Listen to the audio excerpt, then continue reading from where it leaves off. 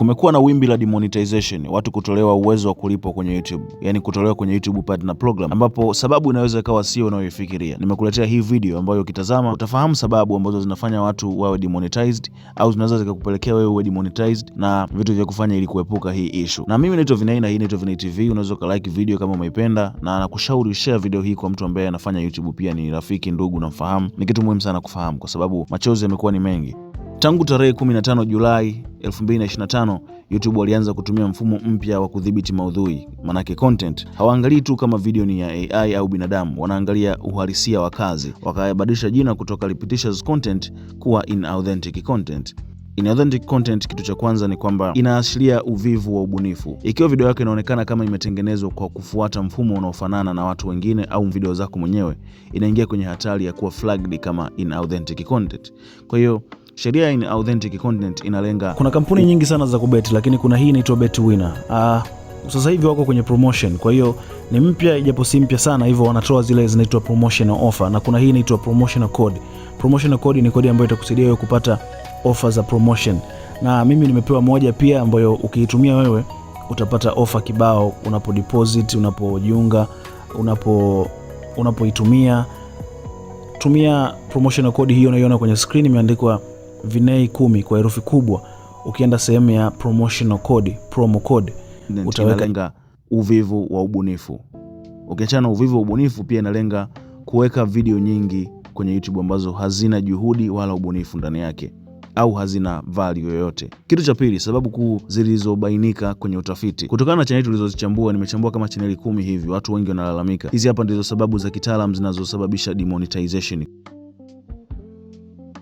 Na sema huu unaitwa mtego wa mada zinazofanana, the niche trap. Hata ukitumia sauti yako halisi na kuonyesha sura yako, unaweza bado kufungiwa, kwa sababu watu wengi wanahisigi ukitumia sauti ya AI ndio tatizo, usipoonyesha sura ndio tatizo. Lakini utafiti umeonyesha hata ukiweka sura yako na ukatumia sauti yako, bado kunaweza ukawa na shida. Kwa nini? Ikiwa mada unayozungumzia kama simulizi, uchambuzi wa mambo ya kashfa za mtandaoni na vitu kama hivyo, imevamiwa na video nyingi za AI, mfumo wa YouTube unazipanga video zote kwenye kundi moja la spam. Ninachomaanisha hapa ni kwamba kama wewe unafanya mada ambayo imevamiwa na watu wanaotengeneza kwa AI, mada unayofanya imeshavamiwa na AI, maanake hata wewe ambaye hutumii AI unaweza ukawa flagged. Sauti yako pekee sio kinga. Kinga ni kuwa na kitu cha tofauti kabisa ambacho AI haiwezi kukiiga. Hiki ni kitu cha muhimu sana, nitarudi hapa. B ni kurudia taarifa, metadata repetition. Kuna chaneli kama Dragon Site walikuwa na video zenye majina yanayofanana kwa takriban 90%. Hawataki sana vitu vya kufanana, hata kama vifanane na watu wengine, visifanane na vyako mwenyewe, ukionekana kwamba unaunda kitu kinachofanana kila muda, hauna jipya kwenye kila video. Kwa hiyo epuka kutengeneza vitu vya kufanana. Majina ya video zako zinafanana, title zinafanana, manake description zinafanana, ndani video materials zinafanana. Si ni mchanganyiko wa hadithi za kubuni. Hiki ni kitu kikubwa sana ambacho wengi wamelia sana hapa karibuni. Ikiwa ni mmoja ambaye nimetengeneza tutorial kuwafundisha watu kutengeneza hadithi kwa kutumia AI. YouTube inapunguza monetization kwenye video zinazohusu hadithi za kufikirika au kusadikika, fiction story, hadithi za kutunga.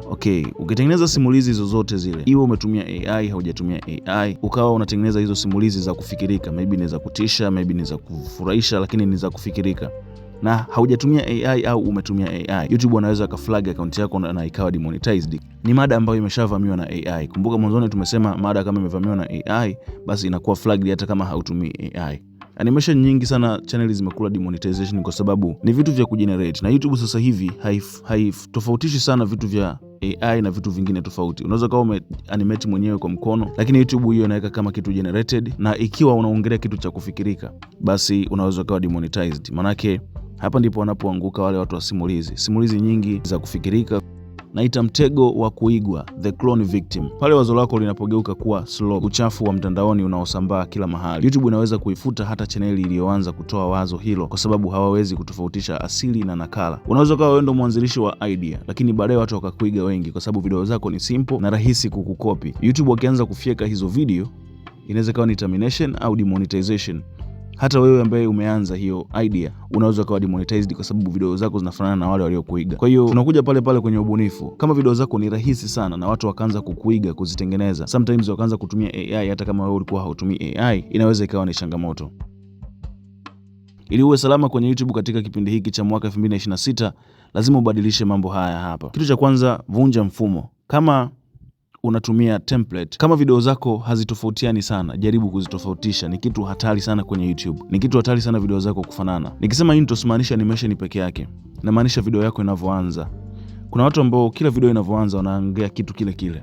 Kila video inavyoanza wanaongea mambo yale yale mpaka video zinaonekana zinafanana. Sasa hapa ndipo linapokuja swala la AI.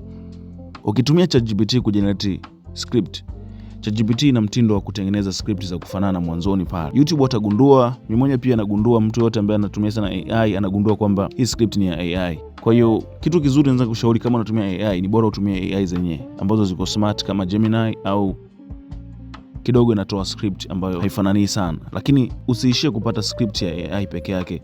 Jaribu kuiboresha, badilisha baadhi ya mambo. Inaweza kukusaidia. Lakini ukiwa una generate, una paste, una generate, una post, inaweza ikawa changamoto. Na epuka kutumia ChatGPT kwenye kujenerate script. Inatoaga vitu vya kufanana sana na watu wengi wanaitumia hivyo. Mnaweza mkawa watu 1000 ambao mnaposti kitu cha kufanana. Na hata kama utumii AI, jaribu kuepuka kutumia vitu vya kufanana kwenye video. Kitu kingine ni kwamba ongeza uhalisia wa kazi, visual evidence na vitu vingine. Usitumie picha za AI au video za AI peke yake. Jaribu kuchanganya na stock footages. Ingiza vipande vya video, chomekea vitu humo. Bora utumie picha za AI ambazo zinaonekana realistic kuliko kutumia video ambayo imejenerate kwa AI, kwa sababu zinaonekana ziko weird kimtindo fulani hivi.